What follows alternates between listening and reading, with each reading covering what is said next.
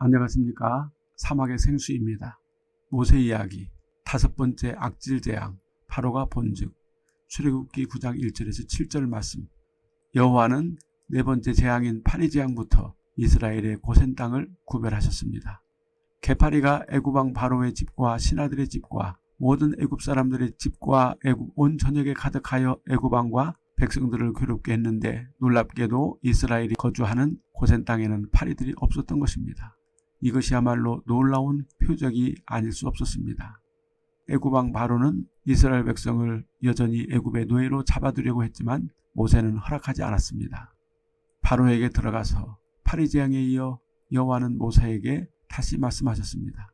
그에게 이르라. 히브리 사람의 하나님 여호와께서 말씀하시기를 내 백성을 보내라. 그들이 나를 섬길 것이니라. 내가 만일 그들 보내기를 거절하고 억지로 잡아두면 여호와의 손이 들에 있는 내 생축 곧 말과 나귀와 양떼와 우양에게 더하리니 심한 악질이 있을 것이며, 여호와가 이스라엘의 생축과 애굽의 생축을 구별하리니 이스라엘 자손에 속한 것은 하나도 죽지 아니하리라 하셨다 하라. 출애굽기 9장 1절에서 3절 말씀. 여호와께서 이번에는 바로에게 들어가서 직접 말하라고 모세에게 명하셨습니다. 여호와는 모세에게 바로의 궁으로 들어가서 말하라고 하신 것입니다. 이제는 바로가 나일강에 나올 때를 기다릴 필요가 없습니다. 직접 애굽 왕의 궁으로 가서 여호와의 명령을 전달하는 것입니다. 이스라엘의 하나님 여호와. 이제 바로와 애굽 마술사들과 관원들은 이스라엘의 하나님의 이름이 여호와라는 사실을 명확하게 알았습니다. 이스라엘의 하나님 여호와만큼 자기 백성들을 철저하게 위하시고 옹호하시고 보호하시고 이끄시는 신이 있을까요? 아마도 이쯤 되면 애굽 왕과 애굽 관리들, 마술사들까지 여호와께서 그렇게 위하시고 감싸고 도는 이스라엘 백성들에 대해서 질투가 났을 것입니다. 왜냐하면 이교도의 종교는 다른 신들이라도 강하고 능력 있는 신을 선호하며 얼마든지 신을 바꿔치기 할 수 있기 때문입니다. 그래서 그들이 원하는 신들을 만들어내기 위해서 수없이 그들의 신들의 이름을 바꿉니다. 메소포타미아의 신들이 이집트의 신들로, 이집트의 신들은 헬라의 그리스 신들로, 로마의 신들로 체계화되어서 지금까지 전해져 왔습니다. 그들이 아무리 더 강한 신들을 원해도 전능하신 하나님 여호와를 섬기지 못하는 이유는 여호와는 죄와 마귀, 귀신을 멸하시는 거룩한 분이시기 때문입니다. 이교도들은 욕정과 탐욕, 쾌락과 권력과 방탕, 간음의 신들을 원했기 때문입니다. 만일 애굽 왕 바로나 세상의 제국의 황제들이 여호와를 자기의 신으로 섬기기를 원한다면 여호와 앞에 엎드려서 굴복하고 회개하며 참회할 때만이 가능합니다. 그러나 악한 신들을 배경으로 세상의 권력을 잡은 세상 권력자들은 자신의 영화를 위해 신들과 타협하고 거래하면 했지 죄를 회개하고 참회하지 않습니다. 여호와 하나님은 거짓 신들처럼 무엇이 부족한 것처럼 인간들에게 금이나 은, 보화 또는 짐승의 시체나 피를 요구하시는 분이 아니십니다. 절대적으로 굴복하고 항복하고 죄를 회개하고 여호와 앞에 두 손 두 발 들고 엎드려 나는 죄인입니다 라고 고백하기를 원하십니다. 절대 굴복하고 죄를 회개한 자에게 여호와 하나님은 그의 언약을 일방적으로 체결해 주십니다. 그런데 그러한 쓰레기 같은 신들이 고대 세계로부터 애굽과 헬라 문화 그리고 현대사의 근간을 이루고 있다는 사실이 너무나 놀랍습니다. 이것이 악한 마귀 사탄의 권세인 것입니다. 이스라엘의 하나님 여호와, 비천하고 오합지졸 같은 노예 히브리인들에게 애굽의 신들을 능가하는 여호와 하나님이 계시다는 사실은 애굽 왕과 모든 애굽 관원들에게 너무나 충격적인 사실이었습니다.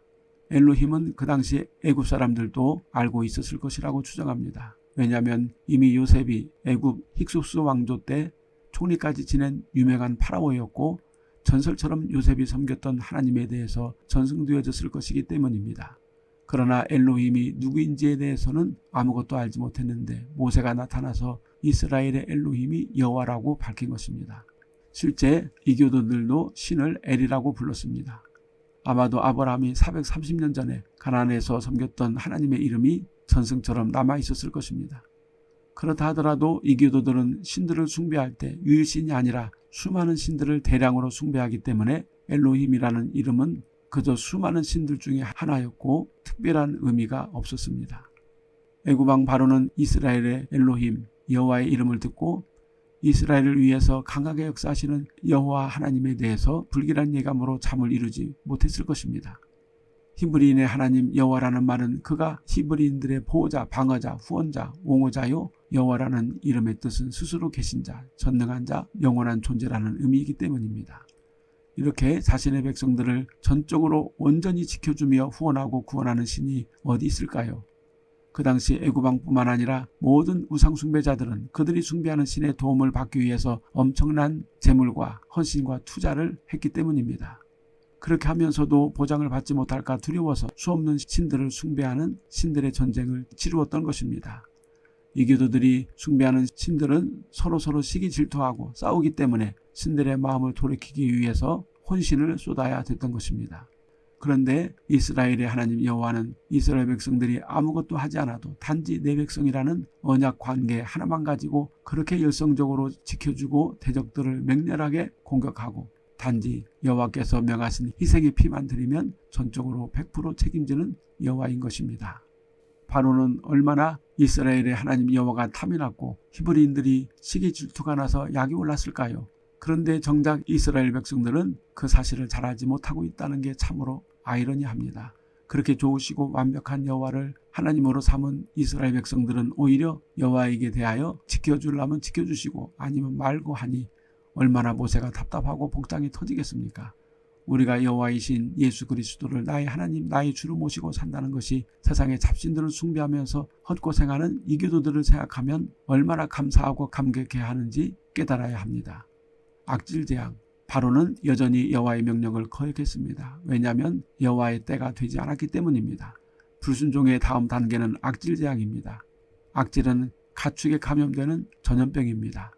즉 말, 나귀, 약대, 우양에게 감염되는 전염병입니다. 말은 아라비아나 이집트에서는 활동적이고 빠르고 기운찬 동물의 상징이며 매우 많았습니다. 특히 태양신에게 말을 제물로 바쳤다고 합니다. 그런데 여호와께서는 말을 희생으로 바치는 것을 금하셨습니다. 나귀는 짐을 옮기는 데 유용하게 사용되어집니다. 낙타는 이집트와 연관된 동물이며 기념비에는 거의 나타나지 않지만 무역을 위해서 대상들이 사막을 가로지르거나 물 없는 지역을 상당한 동안 여행하는 데 매우 적합한 동물입니다. 그러나 여기서 여호와께서 희생제물로 드리라는 동물들은 애굽 신들의 현현이기도 했습니다.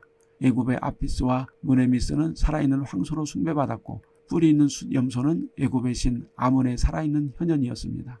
실제로 황소는 모든 시대의 우상 숭배 중에 대표적 동물입니다. 메소포타미아의 수메르 문명에서도 황소 숭배가 있었고 그리스 신화에서도 제우스가 유로페를 크레타 섬으로 데려오기 위해 황소를 만들어 보냈는데 크레타 섬의 왕 미노스의 아내가 이 황소를 연모하여 바람을 피워서 낳은 것이 머리와 꼬리는 황소이고 몸은 사람인 괴물 미노타우로스라고 합니다. 그런 괴물 황소는 여성들에게 사랑을 받았다고 합니다. 지금도 황소 숭배 사상이 있는데 힌두교에서 그렇고 특히 어깨에 혹이 있는 황소는 시바신에게 바쳐졌는데 신성시 되어집니다. 이집트의 황소는 오시리스에게 바쳐졌습니다. 이 황소들은 사람들에게 애무되어지고 애지중지되어집니다. 이 황소들은 아무데나 다니면서 귀한 곡식들을 밟고 먹어치워도 아무도 벌을 내리지 않습니다. 인도에서는 이 황소들은 아무데서나 사람들에게 공경과 경의를 받습니다. 멘데스의 염소는 뿔 달린 오각형 모양의 머리를 숭배합니다. 이것이 지금의 펜타그램, 오각형의 부적이 되었다고 합니다. 여호와께서는 애굽에 있는 그들의 동물들을 악질, 동물 전염병으로 다 죽일 것이라고 하셨습니다. 그런데 놀라운 것은 이스라엘 백성들이 거하는 고센 땅에 있는 양과 소는 전혀 해를 받지 않았다는 사실입니다. 악질은 어떤 질병일까요? 짐승들이 이 악질에 걸리면 사망률이 100%인 고통스러운 전염병입니다. 어쩌면 지금 가축들에게 생기는 질병들 중에 하나일 수도 있습니다. 대표적으로 구제역인데 구제역은 소와 돼지처럼 발굽을 가지고 있는 모든 종류의 동물의 입과 발굽에 물질이 잡히고 염증이 생기면서 죽어가는 괴질입니다. 그 전염병은 매우 급속하여 집단 폐사가 발생하여 대량으로 매장하기도 합니다. 요즘에는 돼지 콜레라가 발생하기도 하고 조류독감이 창궐하기도 합니다. 지금은 인간의 과학이 발달하여 예방하거나 급속 처리하여 확산을 막기도 합니다. 애굽에서는 이러한 급성 악질 전염병은 손을 쓸 수 없기 때문에 온 애굽에 퍼져나가는 것은 시간 문제였을 것입니다. 엄청난 고통을 수반하는 악질이 온 애굽에 창궐하게 되었습니다. 여호와의 손이 파리재앙부터 아론의 지팡이를 통하지 않고 여호와께서 모세를 통해 직접 심판을 행하십니다. 이것을 여호와의 손이라고 말하고 있습니다. 애굽에 나타난 여호와의 손은 애굽 왕 바로와 권력자들을 치시는 하나님의 심판입니다. 여호와의 손은 구약에 26회가 나옵니다.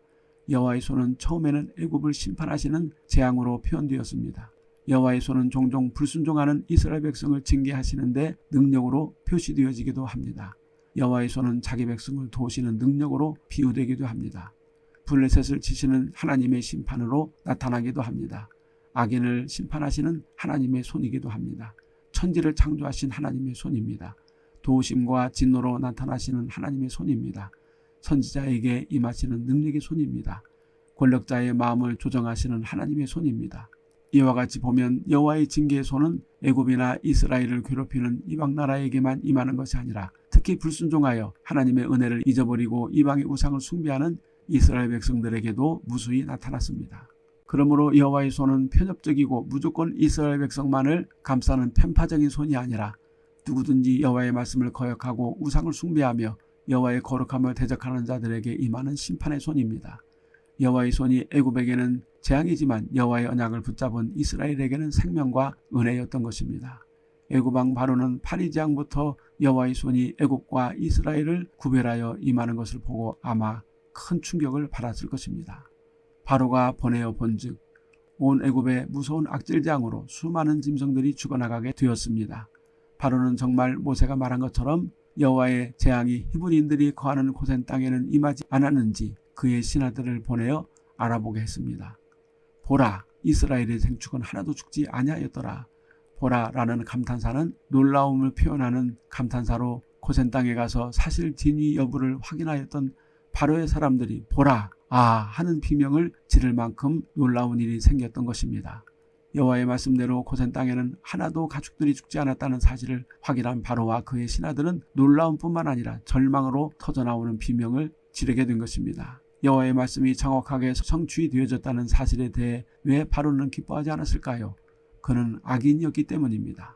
여호와가 진정 애굽의 어떤 조작된 신들보다 완벽하고 뛰어나다는 사실을 눈으로 목격한 애굽 왕 바로가 회개하거나 여호와 앞에 굴복하지 않은 것은 그가 진정한 악인이었다는 증거인 것입니다.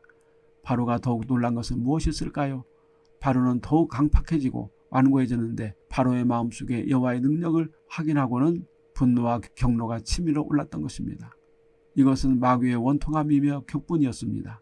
마귀는 여호와가 진짜 하나님이시고 전능자시며 우주 만물을 창조하시고 인생을 움직이신다는 사실이 드러나는 것을 가장 싫어하고 오히려 화를 냅니다. 악한 군주는 진실을 말하는 신하를 죽여버리고 거짓으로 아첨하는 자들에게 상을 줍니다. 그러므로 세상의 권세자들은 다 악한 마귀의 속성을 가지고 있습니다. 이 세상에는 진실과 정의를 말하는 자를 받아줄 권력자는 없습니다. 세상의 권력자들이 처음에는 선왕으로 시작했다 하더라도 권력의 맛을 보면 마귀의 마음을 가지기 때문에 직언과 간언 그리고 의를 말하는 자들을 결코 용서하지 않습니다. 과거의 모든 제국의 제왕 그리고 현재의 권력자들은 다 마귀의 속성을 가지고 있기 때문에 자신에게 아첨하는 자를 가까이하고 직언하고 진실을 고하는 자를 증오하고 제거합니다. 애굽 왕 바로는 여호와가 누구인지 정확히 알면 알수록 더욱 악해지고 강팍해지고 있었습니다. 만일 우리가 그리스도의 말씀 앞에서 진심으로 자신을 낮추고 회개하고 진리로 돌아서지 않고 대적한다면 이 시대의 악인들과 다를 바가 없을 것입니다.